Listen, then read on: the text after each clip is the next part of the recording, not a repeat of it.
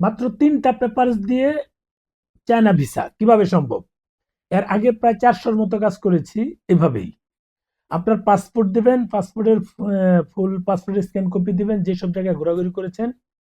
আর যারা কোথাও ঘুরেননি তারাও শুধু পাসপোর্টের প্রথম পাতাটা দিয়ে এক কপি ছবি দিবেন আর ভিজিটিং কার্ড দিবেন, অথবা আপনাদের যদি ট্রেড লাইসেন্স থাকে সেটা দিয়ে দিবেন।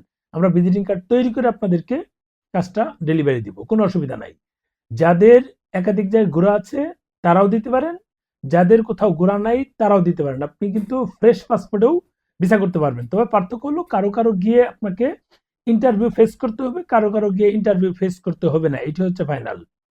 আমরা যারা এর আগে চায়না ক্যান্টন ফেয়ার অর্থাৎ মানে বিশ্বের সবচেয়ে বড় মেলা যেটা ক্যান্টন ফেয়ার চায়নাতে, এটা গুয়াংজুতে হয়। আমরা কিন্তু এবার অনেক লোক গিয়েছে, প্রায় 100-র উপরে কিন্তু আমাদের এখান থেকে গিয়েছিলাম, প্রায় 100-র উপরে। কিভাবে 100-র উপরে সেটা আপনারা ভালো জানেন। আমরা আমি যখন আসি ফিরি সেটাতেও প্রায় 38 জন ফেরত এসেছিলাম। এরপর আমি যাই 25 জন না 26 জন বলে গিয়েছি। এরপর আরো আমি আসার পর আরেকটা টিম পাঠিয়েছে, মাঝখানে আরো টিম গিয়েছে, সব মিলিয়ে 100-র উপরে আমরা গিয়েছিলাম 400 মতো আবেদন করে। এইবার সেটা অন্তত 200 হবে, এই পরিকল্পনা নিয়ে আমরা কাজ শুরু করেছি। যারা আগে পেপারস গুলো পাঠাবে তাদেরগুলো আগে জমা দিয়ে আগে শেষ করে দেবো। মাঝখানে কিন্তু একটু প্রবলেম হয়, চাপ বেড়ে যায় বা অনেকের দীর্ঘদিন সময় লাগে। যদি আপনারা আগে এসে আগে আবেদন করে আগে ভিসা পেয়ে যান, আগে টিকিট কাটলে আগে চলে যাবেন, খরচ কম হবে। কারণ বিমান ভাড়া তো আমরা দিব না। আমরা এর আগে 30,000 টাকা প্যাকেজ নিয়েছিলাম, আমাদের এখানে সমস্ত কিছু ছিল, শুধু লাঞ্চ আর ডিনারটা নিজের।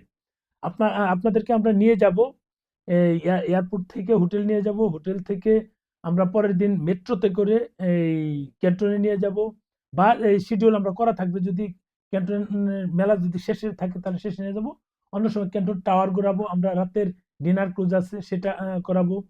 সেটা শেষ করে আপনারা যে কেনাকাটা করবেন সেখানেও আমরা নিয়ে যাব। কেউ যদি সানিয়ালি যেতে চান সেটা আমরা অ্যারেঞ্জ করে দেবো, আমরা টিকিট কেটে দেবো। গত বছর গত ক্যান্টন ফেয়ারে অক্টোবরেরটায় আমরা 30,000 টাকা প্যাকেজ মূল্য নিয়েছিলাম। আর বিমান ভাড়া যত ছিল, অনেকের বেশি লেগেছে কারণ বিমান ভাড়া বেশি ছিল, তখন আমাদের কিছু করার থাকে না। আমরা আশা করছি 45-46 হাজার বিমান ভাড়া পাবো, আর 30,000 টাকা প্যাকেজ দেবো। এই 75, 76, 77-এর মধ্যে আমাদের প্যাকেজ হয়ে যাবে। গতবার প্রথম আমি নিয়ে যাই তখন হোটেলটা একটু ঝামেলা ছিল, পরের হোটেলগুলো কিন্তু 4 স্টার মানের হোটেল ছিল, খুব ভালো ছিল। প্রথমটা একটু যাদেরকে নিয়ে গিয়েছিলাম আমার ফার্স্ট টাইম ছিল, একটু ঝামেলা হবে সবাইকে বলেছিলাম। এবার ইনশাল্লাহ ঝামেলা হবে, যে হোটেল আগের বার নিয়েছি এই হোটেলে এবার নিয়ে যাব। আশেপাশে আপনার যদি হালাল খাবার খেতে চান সেই খাবারটা পাবেন। আর যদি কেউ বলেন যে আমরা সানিয়ালির ওখানেই থাকবো, সরি ভাই, সেটা আপনাদেরকে অ্যারেঞ্জ করে দিতে পারবো, কিন্তু আমি যখন যাব সানিয়ালির ওখানে যাব না, কারণ প্রতিনিয়ত পুলিশের প্যারা থাকে, ওই প্যারাটা খুব যন্ত্রণাদায়ক। বড় বড় অনেক এলিট পার্সন গিয়েও সেখানে থানায় গিয়ে হাজিরা দিতে হয়। আপনি একদিন হাজিরা না দিলে কিন্তু বিপদ। আপনি সকালে উঠে নাস্তা করে আপনাকে থানায় যেতে হবে, আপনি আছেন কিনা সেগুলো জানানোর জন্য। সেই প্যারা আমরা নিতে পারবো না। ওই মানে জানাতে গেলে তো আপনার আরো সময় নষ্ট হচ্ছে, ওই দিনটাই মাটি হয়ে যায়। তো এই প্যারা কেন নিতে? সানিয়ালিতে যেহেতু বাঙালি অধ্যুষিত এলাকা, এখানে প্রচুর বাংলাদেশি যায়, ওখান থেকে এই হংকং এ চলে যায়, সেনজেন যায়, সেনজেন থেকে হংকং। এটা কিন্তু পুলিশ জানে। কাজে ওইসব এরিয়া অ্যাভয়েড করে আমরা অন্য জায়গায় থাকছি। যদি আপনারা যেতে চান, বাংলা খাবার খেতে চান, সেটা একদিন আমরা নিয়ে যাব, কোনো অসুবিধা নাই, এটা মাথায় রাখবেন। কারণ হচ্ছে ওখানে বললাম না প্রবলেম, অনেক প্রবলেম ওখানে। এত প্রবলেম নিয়ে আমরা হোটেলে স্যানিয়ালিতে থাকবো না। আপনারা যদি চান আপনাদেরকে অ্যারেঞ্জ করে দেবো, কিন্তু আমরা অন্য জায়গায় থাকবো। সেটা আপনাদের দায়িত্বে থাকতে হবে, আর কিছু না। আমরা অ্যারেঞ্জ করে দেবো, কোনো অসুবিধা নেই। ওখানে হোটেল যদি নিতে চান নিয়ে দিব।